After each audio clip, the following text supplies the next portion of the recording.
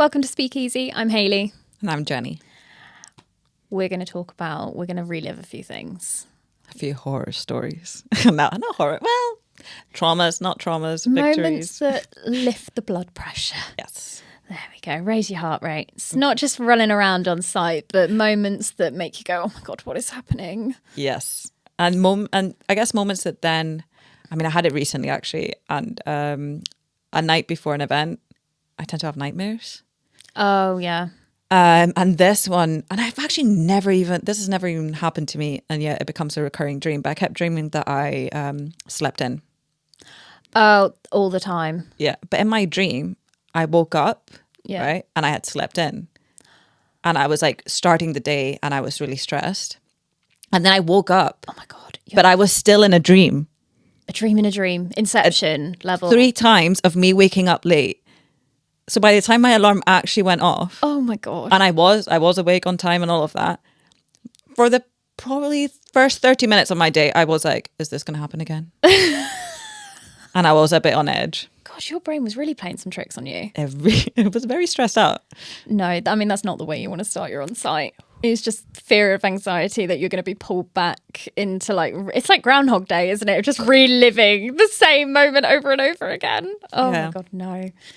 Every event manager, everyone in the events industry, in general, we've all got horror stories. Mm-hmm. We've all got moments that make you cringe, that make you want to curl up in yourself and die. And we're gonna share some of those traumas.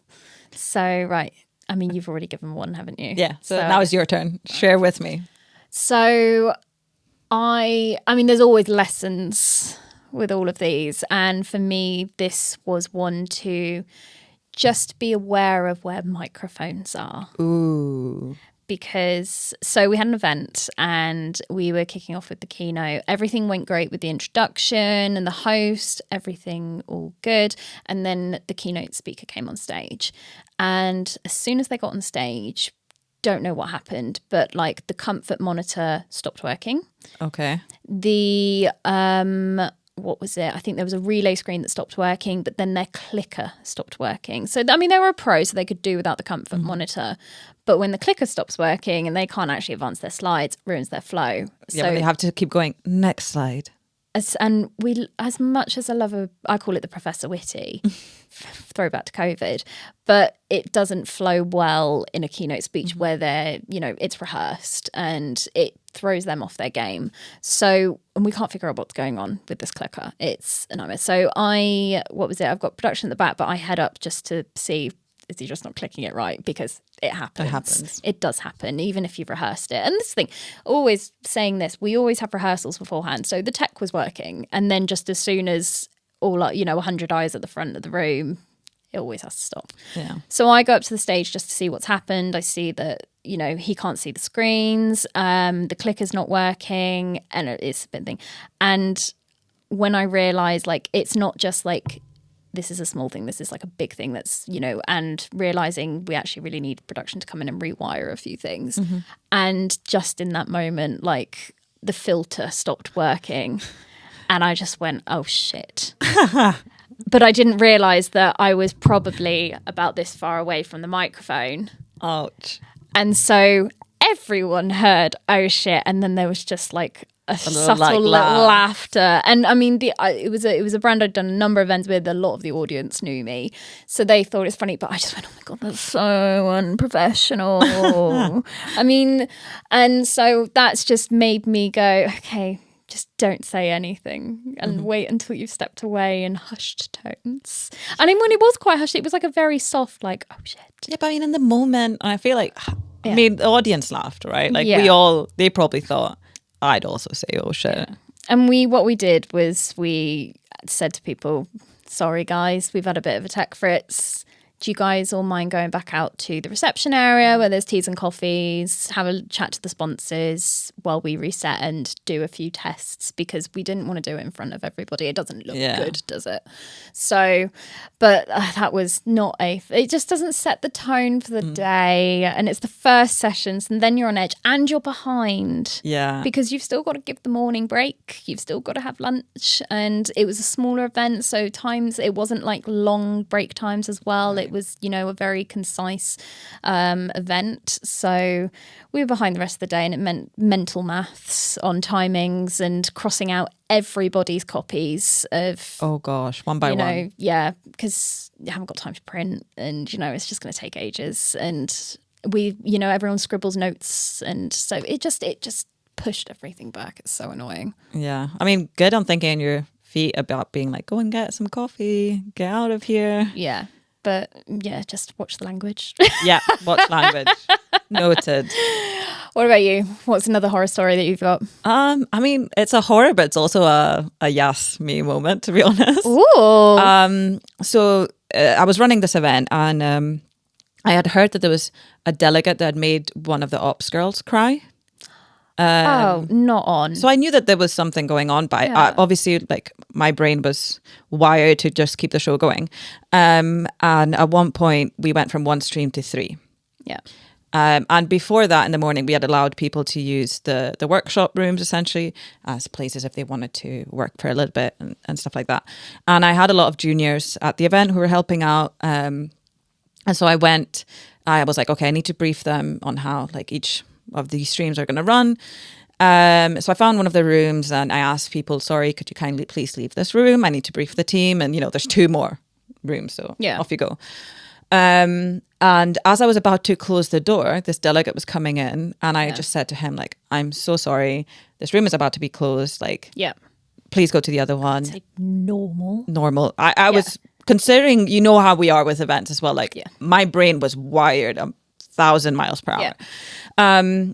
And so I was just like, okay, done. I've said that. And I went to the front of the room to grab the briefs, and I could just hear like chatter happening. And I turned around, and this delegate was talking to one of the junior girls. Yeah.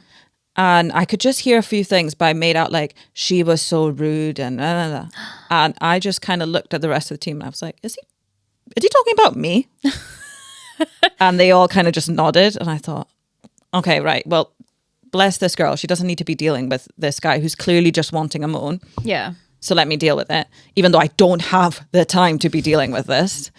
And so I went up to him, and I just said, look, I'm really sorry. Like, do you want to have a discussion about this? And he was very dismissive of me. Oh, no. Kept talking just to her, wouldn't look at me. Oh, my God. And I was just like, please, just like, she's not in charge of this. Like, I was like, I'm sorry if there's been a misunderstanding. Like, I just really need to brief the team, and this is why this room is being closed. And he still wouldn't talk to me. And he was still going. And then he went to the junior girl and said, I want to speak to the manager. Oh. Like a proper Karen moment, to be honest. Oh, my God. Little did he know. Little did he know. I was managing the event. So me, the girl, just looked at me, and I had my moment of being like, well, you're going to have to talk to me then. And what was it? Did the look on his face change then? Completely. Yeah. And he was just like, And I think sometimes people actually do go to events, and I've just found this, especially if they're free to attend. Yeah. It's almost they just want to have a moan for the sake of having a moan. Like, they're not happy with their day or whatever it is. Yeah. And they take it out on staff. And so, yeah, eventually he was just still very like dismissive. And I genuinely just did not have the time. Like, we were 5 minutes away from everything starting. Yeah. And he kept being quite like, and I just said, well, if you're not enjoying this event, please feel free to leave. At this point, I'm going to ask you to please leave the event. But boy, did I feel empowered. I'm not going to lie. In that moment, can I speak to the manager? The manager is me. Yeah. Yeah. It was a good moment. And then, yeah, also, I obviously, to be honest, I did do the typical thing where I checked his delegate badge. Yeah. And I knew it wasn't a sponsor. Yeah. I knew it wasn't like one of my speakers. Yeah. And to be honest, it was like, I don't even know your company. I don't even know. And I just thought, okay, yeah, you at this point you have been rude to several members of staff, including myself. So yeah. And at the end of the day, if you go so far to make a staff member cry, that's not on at all. At the end of the day, we're all there to do our jobs and put on a great event. And we always want to make sure that people are happy. But at the same time, we need to crack on and get on with our jobs. There were other spaces that I'm also, assuming there was that this another gentleman could go to do whatever he needed to do. next door. Yeah. Also,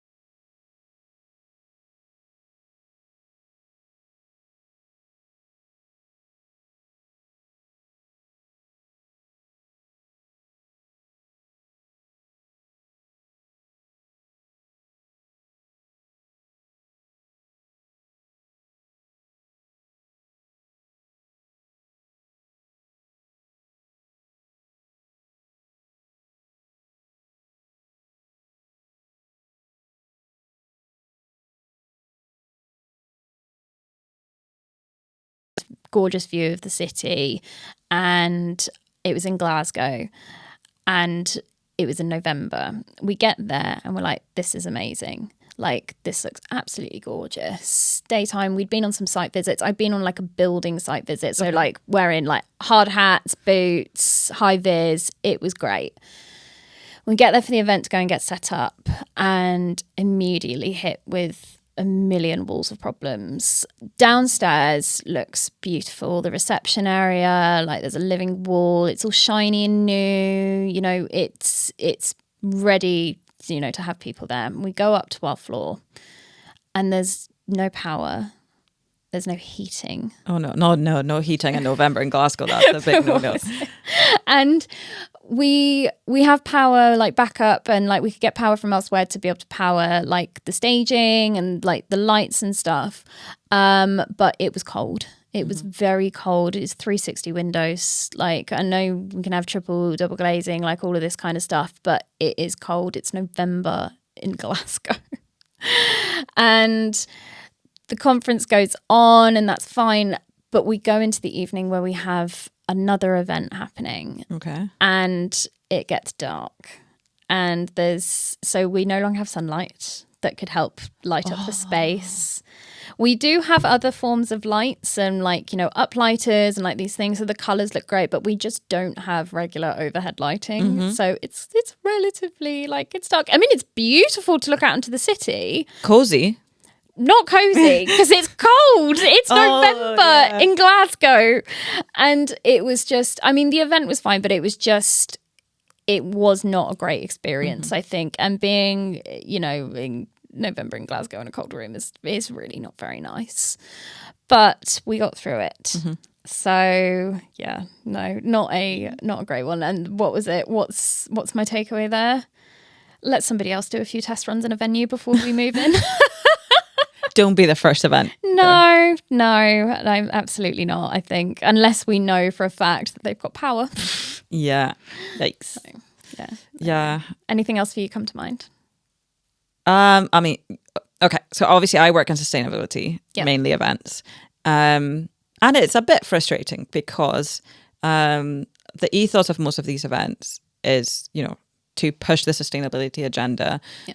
But at the same time, there's a lot of groups that see everything that we're trying to do as greenwashing, essentially. Yeah. So you already know there's going to be protesters. Yeah. You kind of assume always. You've got to do that in part of your risk assessments and security protocols and I had to learn so much about security because of the events I've worked on. And essentially, I think it was the day before the event, we had one of these groups target our event. I guess they found out about our event And actually they emailed every single one of my speakers the day before, sort of saying like, why would you support this event? So not only am I having the normal like pre-event stress, I'm then having all these speakers email me. I've just received this email. I'm now a bit worried. I'm going to get targeted. Yeah. Or like, how would you answer to this? Blah, blah. So we were a bit frustrated because, to be honest, like the brand I worked for has really good ethos behind it. And definitely greenwashing isn't something that we actively put out there, and actually do a lot of research and say no to a lot of clients who, you know, and you know, a lot of times budgets and stuff like that. I would have liked to say yes to some of these companies if it meant that we got the money, but we were very much like, no. Anyway, and then the day of the event, we see that they set up a tiny thing. There was like, I came out of the tube and there's literally stickers everywhere against our event. Yeah. But there were a few of them out there, and they were, to be honest, they were very friendly. We spoke to them. We said, like, to be honest, we would have appreciated you sending us an email, and like we would have answered your concerns. Yeah. Put it forward also the questions you want us to ask some of these companies that you're not agreeing with, and we will. Yeah. Anyway, and then the show starts happening, because also this is a free to attend event. So you are very much like, chances are someone's going to get in. Someone's going to get in. Yeah. And the show starts, and I left the room to get the next session started and ready. And when I came back into the room with the next set of speakers, I'm just seeing there's a guy on stage and he's yelling and he's like covered in something, and I can't figure out what's really happened. But he was protesting a specific company that was on stage, right? And to be honest, my editor and the host, he was brilliant. I'm so thankful to have him, because we had the discussion beforehand. What do we do with protesters? Yeah. And we were very much like, we don't want the image of our event dragging people out. No, because that is not what we're about. So we were like, if they sides of the conversation, they're part, and they're allowed to be part of this conversation. I think as well because of groups like Extinction Rebellion and the group Stop Oil. You know, at the time they were massive on the news of like, you know, making a big deal if yes or no. Anyway, we were like, we don't want to be part of the ones who are saying they're not allowed. So this guy is on stage, and our my editor really allowed him to say his speech, and I can see someone's filming him as well. Yeah. And we were very much like, okay, we're going to allow you to say what you have to say. And then my editor was sort of like, okay, thank you very much. Like, we are going to put forward these questions. This is part of like going to be part of the discussion actually. So thank you. And there you go. And the guy clearly, I think, expected to be dragged out, right? But so wasn't. There's this awkward moment. And to be very honest, basically the security team from the venue also just, I don't know where they were, but they weren't where they were meant to be. Yeah. So my editor's up on stage. I'm on the side of the stage, and kind of the guy is just there expecting to be dragged. And I had to give him a bit of a signal of like, come here, like walk, like you've said your piece. Now you're done. Walk out. And so eventually, I guess he awkwardly walked off the stage. Do you know what? And that moment of him standing there going, wait, I'm not being dragged. Like, because as well, they want that imagery. They want that. They want those moments. But the fact that you guys went, it's going to happen. So let's figure out how we want to handle it, so that it's also not going to be in the papers of, you know, protesters being dragged out of the event, because that happens. Yeah. It happens all the time. It's still a horror story. It's still a horror story in the sense of like, okay, yes. I mean, that moment to me, if I walked in after having, you know, because we do have to walk out the room. We can't be in the room at all times. We have room managers, stage managers, but we cannot physically be there all the time because we need to greet people, greet keynotes, you know, get the next sessions ready, answer any questions. And we can't keep doing that on the sidelines, distracting everybody. But so that moment, if I walked into my room and I saw a random person on stage, like I would not know what, like, no, I think sense. And it's good that the host knew what to do. He dealt with it brilliantly. And actually there was all these comments on LinkedIn about how well he had dealt with it and how we should be learning more from that and all of it. But I think the moment that also got me like stressed was when eventually we left the room. Yeah. Then the police were in the venue. Oh, so somebody called the police. No, it happened to be a pure coincidence that the police were running an event in the same venue the next day or whatever. So they were doing like checkups of the venue. Okay. So then they're seeing, and I saw that he was covered in this drink or like some liquid stuff. Yeah. So then I started worrying, did he throw it at the speaker that's on stage? Because I didn't know. Oh. So then, because at that point, that's an attack, that's an aggression. Yeah, absolutely. So the police were like kind of asking these questions, and I was like, is this about to escalate in front of all the sponsors now? Oh my in the hall. And we were very much like, I had to repeat being like, we don't want to press any charges, like everything's fine, please just like, we're just gonna ask him to leave the venue and we're happy to keep rolling.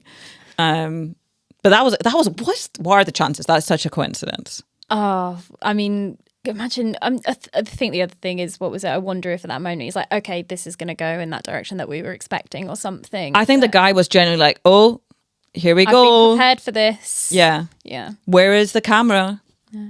I think, it's something to learn. How do you handle protesters? I mean, there's so much, I think a lot of those protesters group that we see in the sustainability space, you do see them. You see them at a lot of different climate events. I mean, take COP, when COP was in Glasgow, that, there was so many protesters around, and it's how are those situations handled. But I think it's kind of genius, and especially from a content perspective, actually incorporate them into the conversation and say, this is also your forum to speak to these people and understand the concerns there and what they're protesting.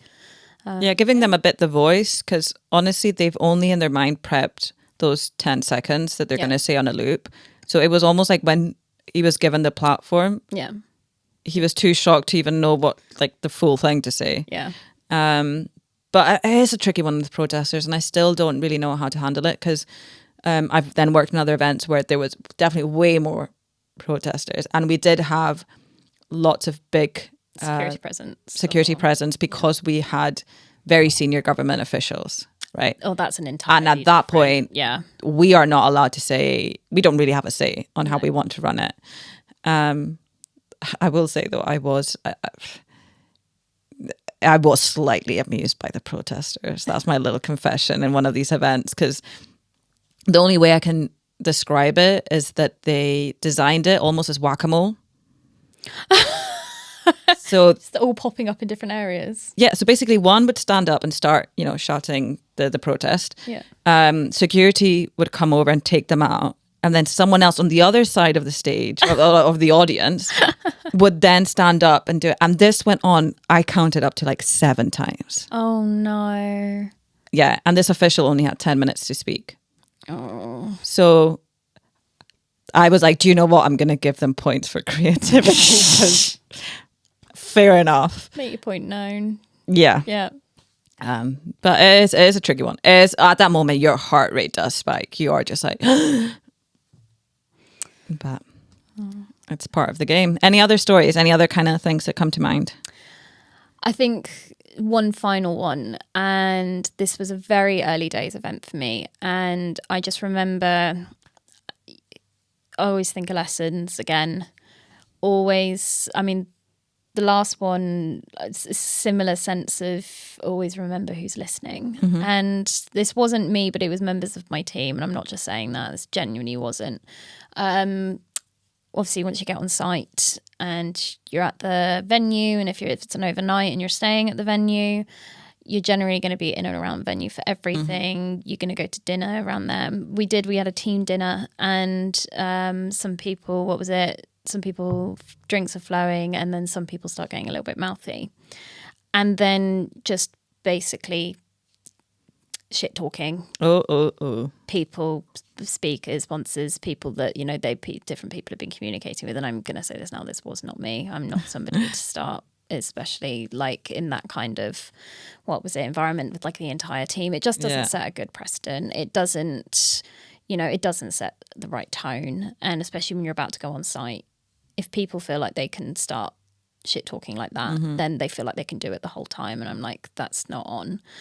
But basically started talking about a few people that were going to be at the event. And I stood up at one point to go to the bathroom, and I looked over, and there's like 3 tables over, and I see one of the main sponsors and one of the main speakers that they've been talking about in conversation, having dinner together. And I literally, my heart like fell out of me. Like it was awful. And as soon as I literally turned around and I spoke to the people next to me, and I went, you need to understand that there are speakers and sponsors here. And they were like, what? And there was like, these people, they are 3 tables specifically over, those people, and they can very much hear us because you lot are being so rowdy. And it was honestly one of the most awkward things, because like I need to go, and they're both speaking on the program.